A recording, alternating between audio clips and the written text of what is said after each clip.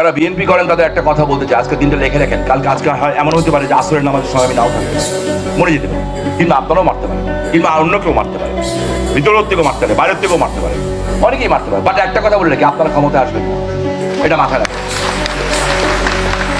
আপনারা বলবেন তাহলে আমরা কি করতেছি? আপনাকে গরম মারতেছে, আপনাদের টাওয়ার উপরে অন্য মানুষের খেলা হবে যারা বাংলাদেশের জীবনে নির্বাচনে পাশ করতে পারবে না, এরা খেলতেছে।